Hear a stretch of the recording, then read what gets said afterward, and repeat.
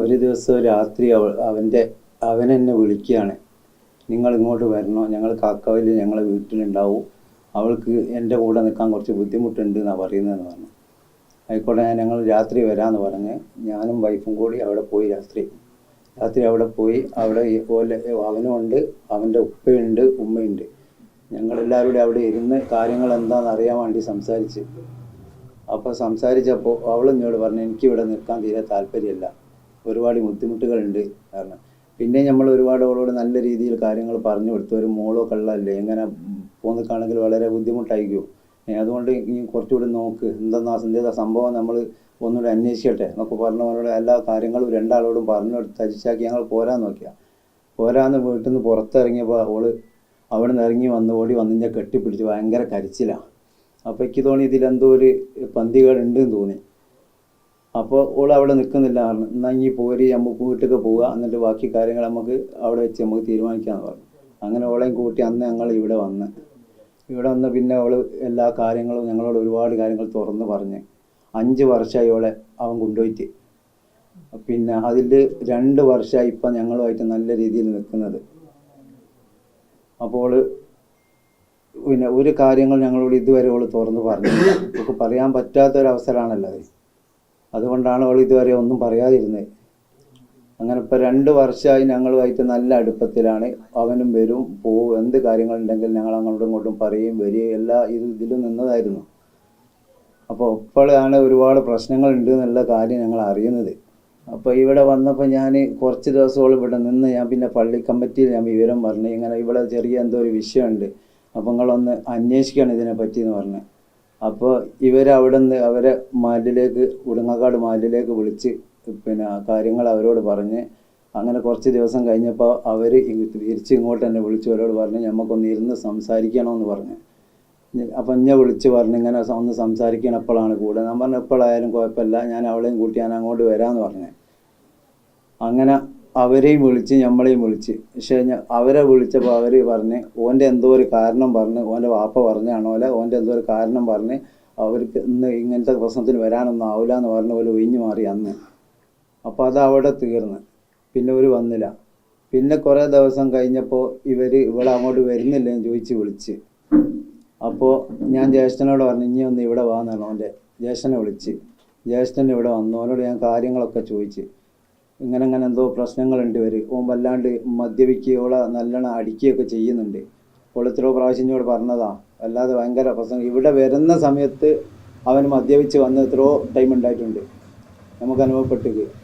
അപ്പോൾ അതുവരെ ഓനോട് പറഞ്ഞു കൊടുത്തേക്ക്, നമ്മളെ വീട്ടിലേക്ക് പോകുമ്പോൾ തന്നെയെങ്കിലും നിങ്ങളൊന്ന് ഇങ്ങനെ കുറച്ചൊന്ന് ഡീസൻ്റായിട്ട് പോകണം, നമ്മളിങ്ങനെ വന്നതല്ലേ, ഇങ്ങനെ ജീവിക്കുന്നതല്ലേ, അപ്പോൾ കുറച്ചുകൂടി ഒന്ന് ഡീസൻ്റ് ആണോ, എല്ലാ കാര്യങ്ങളും തുറന്ന് പറഞ്ഞു. വിചാരിക്കുന്നത് ഓരോ ദിവസം കഴിയുന്നതിനനുസരിച്ച് നന്നാവും എന്നുള്ള പ്രതീക്ഷയിലാണ് നിൽക്കുന്നത്.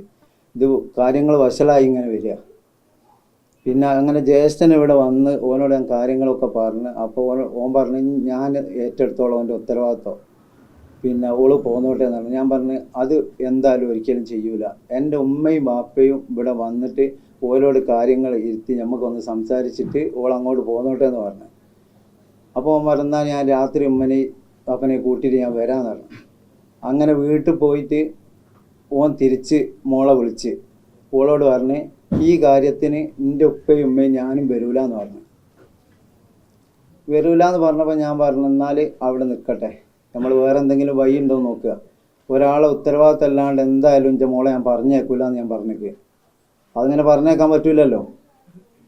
അങ്ങനെ പിന്നെ അവൻ പിന്നെ ഇവിടെ വന്ന് 1-2 പ്രാവശ്യം ഇവിടെ വന്ന് ഇവളോട് പറഞ്ഞ് ഭയങ്കര കരച്ചിലായിരുന്നു. എന്താ വെച്ചാൽ എനിക്കാരുമില്ല, വാപ്പ വേറെ പോയി, ഉമ്മ വേറെ പോയി, ജ്യേഷ്ഠൻ വേറെ പോയി, അതിനെക്കൊണ്ട് ഇനി ആരും ശ്രദ്ധിക്കുന്നില്ല, അതിനെക്കൊണ്ട് ഇനി എന്തായാലും വരണമെന്ന് പറഞ്ഞ് ഭയങ്കര കരച്ചിലായിരുന്നു. അതെല്ലാം കേട്ടപ്പോൾ മോളോട് ഞാനും പറഞ്ഞു മോളെ എന്തെങ്കിലും ആയോ നന്നാകുമായിരിക്കും, നമുക്ക് വേറെ എന്തെങ്കിലും ഒരു വഴി നോക്കാം, ഇവിടെ എവിടെയെങ്കിലും ഒരു കോട്ടേഴ്സ് എടുത്തിട്ട് നമുക്ക് ഇവിടെ നിൽക്കാം, വാടക അല്ലെങ്കിൽ ഞാൻ കൊടുത്തോളുന്നുണ്ട്. അതുവരെ ഞാൻ ഓളോട് പറഞ്ഞേക്ക്. പറഞ്ഞ നാളൊരു ചാൻസ് കൊണ്ട് നമ്മൾ കൊടുത്തു നോക്കുക, ചിലപ്പോൾ നന്നായി കിട്ടായിരിക്കുമെന്ന് പറഞ്ഞു. അങ്ങനെ ഇവിടെ കോട്ടേഴ്സ് എടുക്കാമെന്നും എല്ലാ വിവരങ്ങളും ഓനോട് പറഞ്ഞ് രാത്രി 2 സുഹൃത്തുക്കളും ഉണ്ടായി ഇവിടെ. ഞങ്ങൾ രാത്രി ഇവിടെ ഇരുന്ന് സംസാരിച്ച് ഓനോട് കാര്യങ്ങളൊക്കെ പറഞ്ഞ് ഓക്കെ പറഞ്ഞു പോയതാ. രാവിലെ പോയിട്ട് പിന്നെ തിരിച്ചു വിളിക്കുക, ഞാൻ അങ്ങോട്ട് വരുന്നില്ല, നീ അവിടെ തന്നെ നിന്നോ, ഞാൻ സാധനങ്ങളൊക്കെ എടുത്തിട്ട് ഞാൻ അടിവാരത്തേക്ക് പോവുകയാണ്, ഉമ്മയും ഉപ്പയൊക്കെ അങ്ങോട്ട് മാറുകയാണ്, അപ്പോൾ ഞാൻ അവരുടെ അടുത്തേക്ക് പോവുകയെന്ന് പറഞ്ഞു.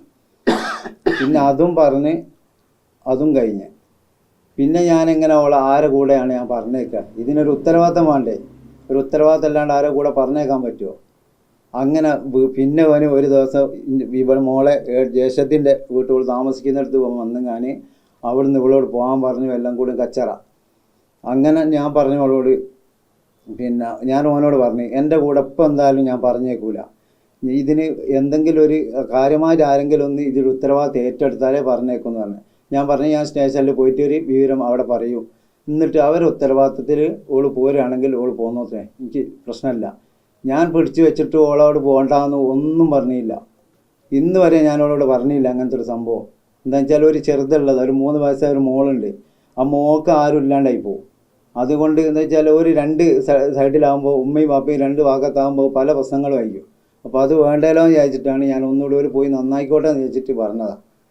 പക്ഷേങ്കിൽ അതിലൊന്നും ഒങ്ങേക്കില്ല. പിന്നെ ഓനെ ഞാൻ അവിടെ നിന്ന് പറഞ്ഞേച്ച് ഞങ്ങൾ അന്ന് വൈകുന്നേരം കഴിഞ്ഞ 28-ാം തീയതി സ്റ്റേഷനിൽ പോയി എല്ലാ വിവരങ്ങളും വെച്ച് ഓൻ്റെ ലഹരിൻ്റെ ഉപയോഗങ്ങളും എല്ലാം വെച്ചിട്ട് കറക്റ്റ് എഴുതി അവിടെ വിവരങ്ങൾ പറഞ്ഞ് കൊടുത്തതാണ്.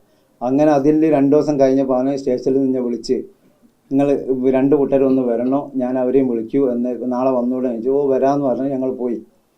അവിടെ പോയി ഒരു സംസാരിച്ച് ഇവളെ ഇരുത്തി ഒരു സാറ് ഇവളോട് കാര്യങ്ങളെല്ലാം സംസാരിച്ചിട്ട് ഇവളെല്ലാ വിവരങ്ങളും പറയുകയും ചെയ്ത്.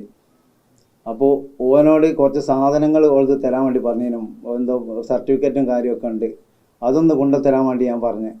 അപ്പോൾ ഓന് പോലീസുകാരോട് വരെ ഭയങ്കര ശക്തമായിട്ട് എതിർത്തുങ്ങാനാണ് വർത്തമാനം പറഞ്ഞത്. അങ്ങനെ പിന്നെ ഓൻ്റെ വാപ്പനോടും ഏട്ടനോടും പറഞ്ഞ് പിന്നെ സാധനങ്ങളൊക്കെ കൊണ്ടുതരാൻ വേണ്ടി പറഞ്ഞ് അവർ 2 ദിവസത്തിനുള്ളിൽ കൊണ്ടുതരുമെന്ന്. ആ സാധനങ്ങൾ 2 ദിവസം കഴിഞ്ഞിട്ടില്ല, ഒരാഴ്ച കഴിഞ്ഞിട്ടില്ല, പിന്നെ അതിനെപ്പറ്റി ഒരു വിവരമില്ല. അവർ സ്റ്റേഷനിൽ നിന്ന് പറഞ്ഞു അവർ കൊണ്ടു തന്നില്ലെങ്കിൽ നിങ്ങൾ വിളിച്ച് വിവരം അറിയിക്കേണ്ടിയിരുന്നു. അങ്ങനെ വിളിച്ച് സ്റ്റേഷനിലേക്ക് വിവരം അറിയിച്ച് യാതൊരു റിസൾട്ടും ഇല്ല അതിന്. പിന്നെ ഒരുപാട് തവണ ഞങ്ങൾ സ്റ്റേഷനുമായിട്ട് ബന്ധപ്പെട്ട് അവരതിനെപ്പറ്റി യാതൊരു നടപടി എടുത്തില്ല. ശരിക്കും അന്ന് എന്തെങ്കിലും ഒരു നടപടി പോലെ കറക്റ്റായിട്ട് എടുത്തതിന് അന്ന് എൻ്റെ മോളെ ഇവിടെ ജീവനോടെ ഉണ്ടാവുമായിരുന്നു.